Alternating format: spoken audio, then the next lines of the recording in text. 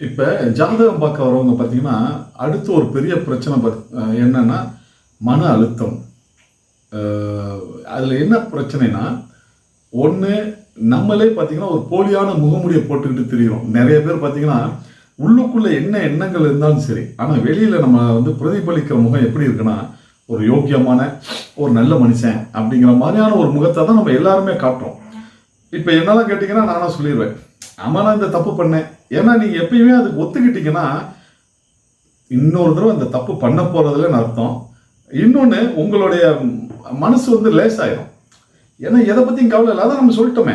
இப்போ அதை மறைச்சிட்டு நம்ம என்ன பண்ணுறோன்னா, நம்ம நல்லவன், நான் எந்த ஒரு கெடுதலும் செஞ்சதே இல்லை அப்படிங்கும்போது இதுவே என்ன ஆகும்னா, யாராவது ஒருத்தருக்கு தெரிஞ்சவங்க வந்தாங்கன்னா அதுவே நமக்கு ப்ரெஷர் ஆயிடும்.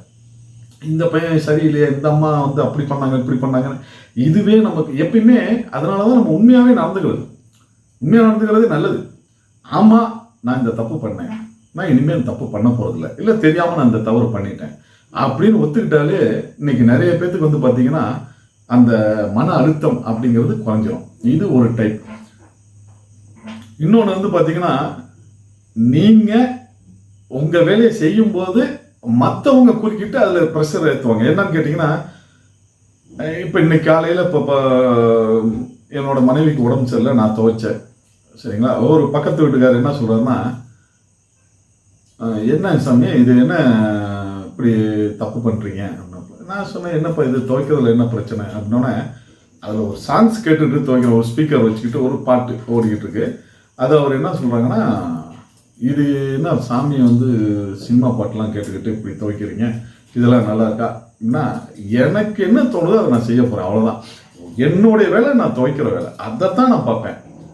ஆனால் இந்த மாதிரி வேறு இதெல்லாம் பேசி இப்படி டென்ஷன் ஆகும். அவங்க பாருங்கள் தீபாவளிக்கு 5000 ரூபாய்க்கு ட்ரெஸ் எடுத்துருக்காங்க, இல்லை இவங்கள பாருங்கள் பட்டாசு வாங்கினாங்க. அதாவது சம்மந்தமே இல்லாமல் இவங்கள பற்றி திங்க் பண்ணுறதே கிடையாது, அடுத்தவங்கள பற்றியே பார்க்குறது. இவங்க பிள்ளை பாருங்கள் நல்லா சென்டம் வாங்கிருச்சு, எல்லாத்துலேயும் 100க்கு 100 வாங்கியிருக்குது, நம்ம பிள்ளை சரியாக படிக்கல. அதாவது எப்பயுமே நம்ம குறைய பார்த்து நம்ம அதை சரி பண்ணிக்கிட்டாலே நமக்கு மன அழுத்தம் குறைஞ்சிடும். அவன் என்னை பார்த்து சிரிக்கிறான். ஒரு ஜோதிடம் பக்கம் ஒருத்தர் வந்தார், கவர்மெண்ட் ஆஃபீஸில் வேலை பார்க்குறாரு. அவர் எப்படின்னா, என்னை பார்த்து மற்றவன் கிண்டல் பண்ணுறான், அவனை ஏதாவது ஒன்று பண்ணணும், இவனை ஏதாவது ஒன்று செய்யணும். இது உங்களுக்கு அடுத்த லெவலுக்கு தான் போகுது. உங்களுடைய மன அழுத்தம் அடுத்த லெவலுக்கு போகுது. இதுதான் நடக்கும். நம்ம எப்பயுமே ஃப்ரீயாக மனசை இலகுவாக வச்சுக்கணும், லேசாக வச்சுக்கணும். அதுக்கு யாரும் இங்கே தயாராக இல்லை. ஒரு வேலையை செஞ்சாலே அந்த ஒரு வேலையை விருப்பப்பட்டு நம்ம யாரும் செய்கிறதே கிடையாது. உடனே என்ன சொல்லிடுவோம், ஒரு துவைக்கிற வேலையாக இருக்கட்டும், இல்லை ஒரு பாத்திரம் கழுவுற வேலையாக இருக்கட்டும், இல்லை கவர்மெண்ட் ஆஃபீஸ் ஒர்க்காக இருக்கட்டும், எல்லாமே பிரித்து எவ்வளோ வேலை தெரியுமானா நீங்கள் எப்படி அப்புறம் அந்த வேலையை செய்ய போகிறீங்க? எப்பயுமே அது ஒரு ஈஸியாக முதல்ல சொல்கிறதே நமக்கு ஈஸியாக சொல்கிறதில்லை. ஒரு காஃபி போடுறோம்னா, காஃபி பாலை கொதிக்க வைக்கணும், தண்ணியை கொதிக்க வைக்கணும், அப்புறம் தூளை போடணும், அப்புறம் அதை டம்ளர் ஊற்றணும், அதுக்கப்புறம் குடிக்கணும். ஒரு சிம்பிளான ஒரு காஃபி போட்டேன் அப்படின்னு நம்ம சொல்கிறது கிடையாது. அதே ஒரு 5 பார்ட்டாக பிரித்து சொல்லுவோம். இப்படி சொல்லும்போது மன அழுத்தம் ஏறத்தான் செய்யும். அதுக்கு நம்ம இதை ஒன்றுமே பண்ண முடியாது. இன்னைக்கு 99% பேர் இப்படி தான் இருக்காங்க. இப்போ ஸ்டூடெண்ட்ஸையும் அதே மாதிரி கொண்டு வந்துட்டோம்.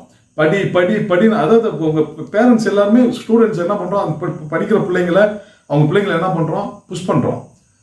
இன்றைக்கி எங்கேயாவது விளையாடுறதுக்கு ஏதாவது இருக்கிற ஸ்கூலில் ஒன்றுமே கிடையாது. இப்போ நம்மலாம் ஸ்கூல் படிக்கும்போது பார்த்தீங்கன்னா, ஈவினிங் வீட்டுக்கு வந்தோம்னா ஒரு மணி நேரம் 2 மணி நேரம் விளையாடுவோம். இன்றைக்கி அந்த மாதிரி விளையாட்டுங்கிற ஒன்றே இல்லாமல் போயிடுச்சு. இப்போ பிறந்ததுலேருந்து ஒரு 2 வருஷத்துலேருந்து நம்ம ஆரம்பிச்சிடறோம், ப்ரெஷர் கொடுக்க ஆரம்பிச்சிடறோம். இன்றைக்கி குழந்தைங்களும் பார்த்தீங்கன்னா அதுக்கு பழகிருச்சு. இப்போ அவங்களும் ஒரு டென்ஷனாகவே அலையிறாங்க. இன்னும் ஒரு எல்கேஜி படிக்கிற பையிலேருந்தே டென்ஷனாக அலைய ஆரம்பிச்சிட்டாங்க அவங்களும். சரிங்களா. முதல்ல ஒரு மனசை இலகுவாக லேசாக வச்சுக்கிறதுக்கு முயற்சி பண்ணணும். நீங்கள் டென்ஷன் ஆகி எதாவது ஆக போகிறதா ஒன்றும் கிடையாது. உணர்ச்சி வசப்படுறவனும் கோவப்படுறவனும் ஏதாவது ஒன்று பண்ணிட்டு கடைசியில் சிறைக்கு போகிற அளவுக்கு தான் போகுது. இன்னைக்கு எல்லாமே அந்த மாதிரி அடுத்து போதைப் பொருளுக்கு அடிமையாடுறாங்க. சரிங்களா. நீங்கள் முதல்ல மனசை லேசாக வைங்க. எது நடக்குது அதுதான் நடக்கும். நம்ம டென்ஷன் ஆகி அது பண்ணி இது பண்ணி கடைசியில் பார்த்தீங்கன்னா அது ஒரு பெரிய பிரச்சனை ஆக்கி ஒன்றும் இல்லை. கணவன் மனைவியாக இருக்கட்டும், இல்லை பேரண்ட்ஸாக இருக்கட்டும், குழந்தைங்களாக இருக்கட்டும், நீங்கள் எல்லாருமே டென்ஷன். இவன் என்ன பண்ணுறானுங்க, அதை மருத்துவத்துறையில் பார்த்தீங்கன்னா அதை காசாக்கிறாங்க. உங்களுக்கு ஸ்ட்ரெஸ் இருக்கா, நீங்கள் இந்த மாத்திரை சாப்பிடுங்க சரியாயிடும். அவனுங்க ஒன்று ஏதோ ஒன்று சொல்லி அவங்க அதை ஒரு வியாபாரமாகவே ஆக்கி விட்டாங்க. சரிங்களா? நீங்கள் ஒன்றுமே செய்ய வேணாம். முதல்ல கொஞ்சம் ஒரு நிமிஷம் தியானம் கூட இல்லை, நீங்கள் ஒரு நிமிஷம் அமைதியாக வைங்க. மைண்டை வந்து ஒரே ஒரு நிமிஷம் அமைதிப்படுத்துங்களேன். கண்டிப்பாக அந்த பிரச்சனை நல்லாயிடும். பிரச்சனையே கிடையாது. முதல்ல அந்த ஒரு செகண்டு இல்லைன்னா ஒரு 10 செகண்ட் மேக்சிமம் கொஞ்சம் மைண்டை அமைதியாக பண்ணிட்டீங்கன்னா எந்த பிரச்சனையும் வராது. இந்த ஒரு 10 செகண்ட் அமைதியாக வைக்க முடியாத மனநிலையில் இல்லாதனால தான் இன்னைக்கு குற்றம் நடக்குது, பெரிய பிரச்சனை வருது, குடும்பத்தில் சண்டை வருது, பிள்ளைங்க சரியாக படிக்க முடியாமல் போயிடுது. அவங்களுக்கு என்ன ஒன்றுமே இதில் பாருங்களேன், எங்கேயுமே ஆஃபீஸில் சரியாக வேலை செய்ய முடியாது. நிறைய பேர்த்த எதிரியாக பார்ப்போம். ஸ்ட்ரெஸ்ஸுங்கிற ஒன்றே கிடையாது, ஆனால் அதை நம்ம உருவாக்கிக்கிறோம். இதில் நம்மளே வந்து அடுத்தவன் நீங்கள் கம்பெனி இருந்தாலும் அடுத்தவன் ஏதோ ஒன்று பண்ணிட்டு போயிடுவான். அவன் இப்போ என்னை பார்த்து சிரிச்சான், அது ஒரு ஸ்ட்ரெஸ்ஸு. அவங்க என்னை விட மார்க் அதிகமாகிட்டாங்க, அதுக்கு ஒரு ஸ்ட்ரெஸ்ஸு, அது ஒரு டென்ஷன்.